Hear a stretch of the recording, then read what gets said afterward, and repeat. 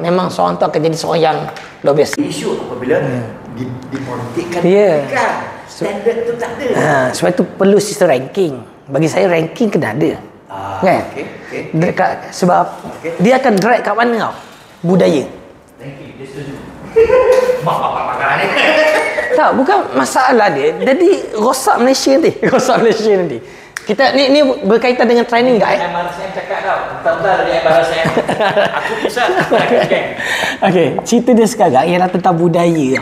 Ialah budaya. Dalam hidup kita kalau nak berjaya ni kita buat kajian, ada 3 budaya yang utama. Yang pertama ialah responsif. Ini pun kalau saya buat training saya akan terangkan ni. Dalam program saya mesti ada respon. Mesti ada respon. Kalau tak respon saya tolak markah. Itu dia sebab saya guna sistem nilai. Dalam training saya guna sistem nilai. Tapi yang ni tak ada tu kemudian kita cerita. Okey, yang kedua mesti ada appreciation. Penghargaan. Ini ada bapak-bapak tak suka hari majlis. Ni kita akan bincang, kita bincang mana? Kita bincang. Yang ketiga ada apologize.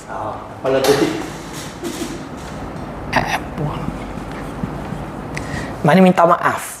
Sekarang ni kenapa saya tekankan tiga ni? Ini yang kurang dalam dunia hari ni.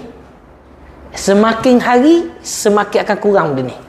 Kalau tak ada orang yang perjuangkan 3 perkara ni. Dalam training pun saya tekan benda ni. Supaya dia ada adab dalam 3 perkara ni. Dia simple, 3 je. Tapi benda ni sangat susah nak dibuat secara praktikal. Tapi kalau kita boleh buat dalam praktikal, memang seorang tu akan jadi seorang yang luar biasa. Ni kan pemimpin pegang 3 ni je. Bagi